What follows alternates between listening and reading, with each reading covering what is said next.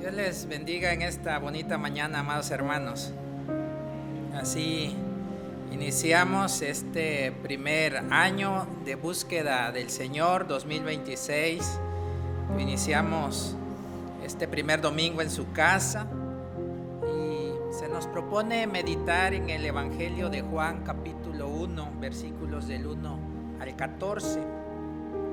Voy a centrarme en un par de versículos que haré alusión al desarrollo de la reflexión. Este es el segundo domingo después de Navidad y que también es el primer domingo del año. Se nos propone seguir profundizando en el significado de la encarnación del Hijo de Dios. La lectura de hoy dice en el versículo 14, Evangelio de Juan, capítulo 1, versículo 14: y aquel verbo fue hecho carne y habitó entre nosotros. Jesucristo es el verbo de Dios, o mejor entendido, es la palabra de Dios. Ustedes van a encontrar otras formas de traducir ese versículo, que va a decir que y aquella palabra fue hecha carne. Jesucristo entonces es el verbo de Dios o la palabra de Dios. Cuando la Escritura habla de la palabra de Dios, hace referencia a lo más profundo de Dios. Con su palabra Dios creó todas las cosas. Con su palabra Dios llamó a Abraham. Con ella Dios liberó a su pueblo de la esclavitud de Egipto. Con su palabra Dios anunció los nuevos tiempos por medio de los profetas.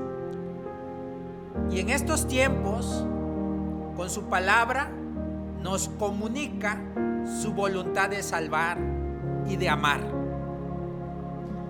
Jesús, quien es la palabra hecha carne, nos revela la voluntad de Dios. Jesús es una palabra de luz en la oscuridad de la vida. Es palabra de misericordia y de perdón en nuestra realidad de pecado. Y también es palabra de acogida en los momentos de soledad que atravesamos. También entre nosotros, los seres humanos, la palabra es muy importante. Con ella, con nuestra palabra, construimos la fraternidad. Con nuestras palabras podemos acercarnos al otro y compartir vida, ánimo, esperanza, principalmente a aquellos que sufren y están abandonados. El texto bíblico dice: Jesucristo es la palabra de Dios que se hizo carne. Esta realidad, hermanos, esta realidad y misterio supera todos los milagros en la historia. A lo largo de la Biblia encontramos muchos milagros, pero si hay un milagro que supera todos los milagros, es el milagro de la encarnación. Se puede decir que la encarnación es el milagro de los milagros. Es un milagro radical y permanente. Permanente porque sus efectos no terminan. Por medio de la encarnación, Dios entra en la dimensión del humano, en la dimensión de lo creado. Carne, en griego sart, significa el hombre en concreto, al que se le puede tocar, el que se encuentra en un lugar específico, el que tiene un cuerpo y por lo tanto es débil y en cierto sentido está sometido a la caducidad. Eso significa que la palabra se hizo carne. En Isaías, capítulo 40, versículos 6 y 7 leemos: toda carne es hierba, y toda su gloria como flor del campo. La hierba se seca y la flor se marchita. Jesucristo, en este sentido, se hizo carne, se hizo frágil. Esta carne, esta naturaleza humana, Jesús la recibió de su madre María. Jesús no tuvo una carne diferente ni superior a la nuestra. La única diferencia que encontramos en los evangelios entre nosotros y nuestro Salvador es que Él no hizo pecado, no tuvo pecado. Porque fue como nosotros, nuestro Señor Jesucristo. Por eso se dice de Él que al nacer le envolvieron en pañales y le acostaron en un pesebre. Era como cualquier recién nacido. Al 8º día lo sometieron al rito de la circuncisión y sin duda también lloró como lloran los demás infantes. Como cualquier niño, crecía y se fortalecía, pero lleno de sabiduría y de la gracia para con Dios y para con los hombres. De adulto, durante su ministerio, nuestro Salvador experimentó el cansancio, el hambre, la sed. Tuvo un cuerpo que experimentó el sufrimiento y la tragedia de una muerte brutal. Lo flagelaron, le pusieron una corona con espinas, agonizó como agonizan los mortales y experimentó la muerte. Solo como verdadero hombre podía morir, y también solo como verdadero hombre podía resucitar. En la resurrección, el cuerpo de Jesús es transformado, es glorificado. Entendamos, en la resurrección el cuerpo de Jesús es transformado, es glorificado. Jesús no se despojó de su cuerpo fue transformado. En la resurrección, Jesús entonces no deja lo humano es glorificado.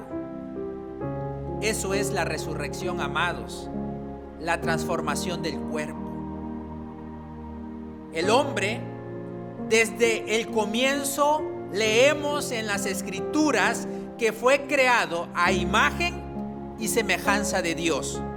Por lo tanto, lo humano puede manifestar lo divino. ¿Qué, hermanos? ¿Qué grandeza es esto? ¿Qué profundidad tiene esto? Desde el inicio fuimos creados a imagen y semejanza de Dios. Por tal razón, por tal motivo, lo humano puede manifestar lo divino. Por eso Cristo pudo encarnarse. Nadie debería avergonzarse de su cuerpo, porque Jesús asumió un cuerpo como el nuestro y se hizo semejante a nosotros. Tampoco que alguien piense que este cuerpo no puede honrar a Dios. Hay muchos que así lo piensan, hay muchos que así lo creen. Mientras estemos en esta vida, no podremos hacer la voluntad de Dios, no podremos agradar a Dios. Jesús asumió un cuerpo como el nuestro y vivió para la gloria de Dios. El cuerpo entonces puede manifestar lo divino y el cuerpo puede vivir para la gloria de Dios. Jesucristo, al asumir un cuerpo como el nuestro, lo dignificó. Y en el Nuevo Testamento leemos que al cuerpo se le considera templo del Espíritu Santo. Dios nos habita. El amor hace morada en nosotros. Mire lo sacro que es el cuerpo, amados. El cuerpo es digno de Dios. Amén. El cuerpo es digno de Dios, por eso Dios lo resucita y por eso Dios puede encarnarse en el cuerpo. Jesucristo, hemos leído, es la palabra de Dios que se hizo hombre. Y luego dice, puso su morada entre nosotros. En nuestra traducción leemos, y habitó entre nosotros. El Evangelio nos habla de Dios en la tierra, de Dios entre los hombres. Pero Dios, hermanos, al entrar en nuestra realidad, no se reveló como en el pasado, en resplandor de fuego y sonido de trompeta, que hizo humear al monte, y Dios se manifestó en una densa nube, entre relámpagos y truenos, que sembró terror entre quienes estaban a la expectativa de la manifestación de Dios. La palabra de Dios se hizo carne, habitó con sus criaturas para hablarles con suavidad y dulzura. Dios se encarnó porque no iba a obrar desde lejos o por medio de sus profetas. Dios se metió en nuestra realidad. Fue uno más de nosotros. Así Dios habitó con nosotros. Dios se hizo carne para poder abrazar nuestra carne, para poder tocarla, para poder socorrerla. El misterio sublime de la encarnación consiste en que el Verbo eterno vino a habitar entre nosotros. Dios no nos abandona jamás. El pesebre nos habla de la humildad del Salvador y nos invita a reflexionar sobre nuestras aspiraciones y que nos replanteemos lo que nosotros consideramos de valor en la vida. Incluso el pesebre nos obliga a modificar nuestras creencias sobre aquello que creemos que es necesario para nuestra existencia.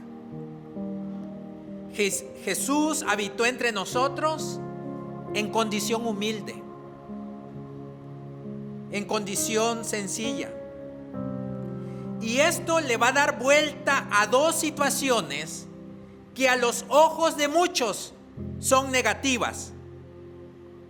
Y hablo de la humildad y de la sencillez. Para Jesús, ser humilde es sinónimo de grandeza y llevar una vida sencilla es sinónimo de virtud. Que Cristo haya querido vivir con nosotros en humildad absoluta es algo que altera y transforma totalmente nuestra manera de vernos a nosotros mismos y la manera de ver las cosas.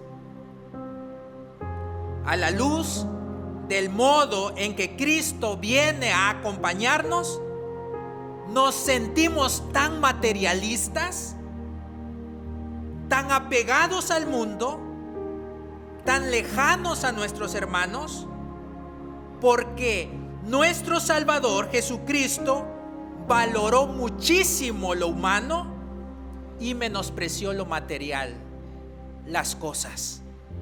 Primero lo humano para Jesús y después las cosas. Eso nos comunica el pesebre.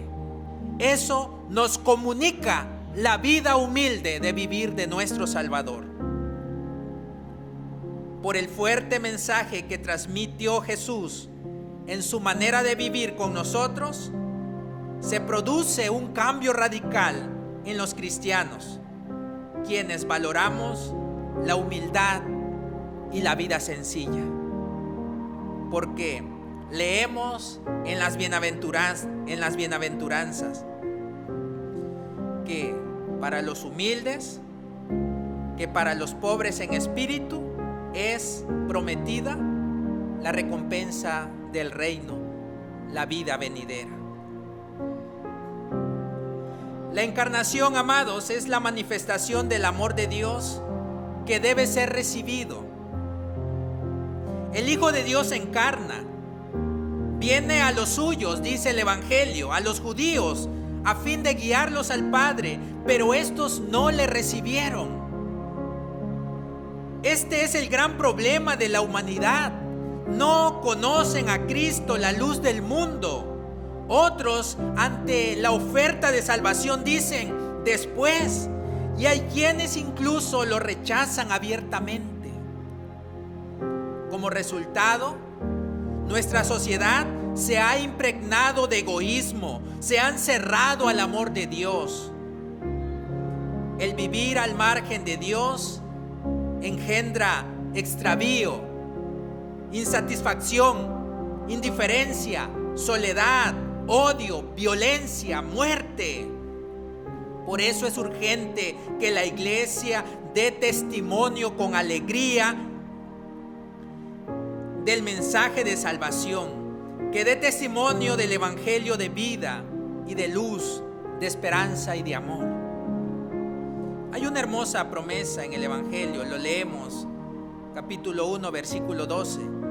A todos los que lo recibieron, a todos los que lo acogieron, me gusta más esa traducción, les dio potestad de ser hechos hijos de Dios. Amados, tratemos de ser parte de aquellos que acogen al Señor. Ante Jesucristo nadie puede quedar indiferente. O eres de los que lo reciben, o eres de los que lo rechazan. Por lo tanto, debemos tomar posición continuamente. Debemos elegirlo siempre.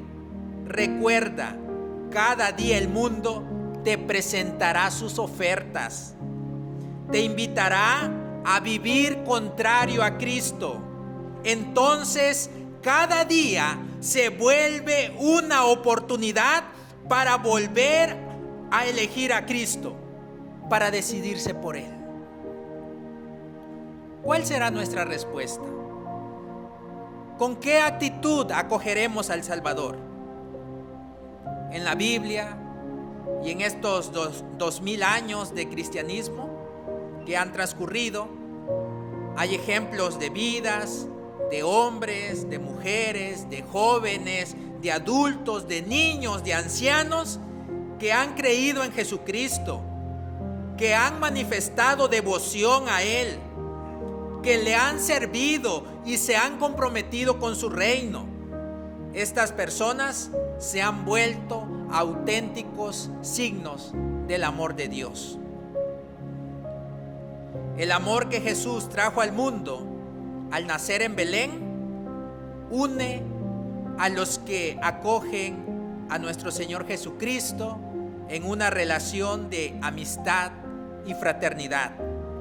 Jesús nos hace hijos de Dios y hermanos los unos de los otros. Recuerda, no puedes ser hijo de Dios si no eres hermano del otro. ¿Nos quedó claro? No puedes pronunciarte, no puedes llamarte, no puedes decirte hijo de Dios y al mismo tiempo rechazar a tu hermano. Hacerte hijo de Dios significa entrar a una relación de fraternidad, de amor con tu hermano. Queridos hermanos y hermanas, al inicio de este año, renovemos en nosotros el compromiso de abrir la mente y el corazón a Cristo. nos comprometamos a manifestar sinceramente la voluntad de vivir como verdaderos hijos de Dios. Así seremos colaboradores de su proyecto de salvación y testigos de la alegría que Él nos da, para que podamos difundirla abundantemente en el mundo en el que estamos. Hasta aquí la meditación, amados, de esta mañana. Les invito que oremos al Señor y le demos gracias a nuestro Dios por el don de ser hijos suyos. Demos gracias a Dios por el milagro de los milagros, la encarnación. Jesús vino, asumió la carne, nuestra carne, y habitó con nosotros para llevarnos al Padre. Pónganse de pie, oremos al Señor.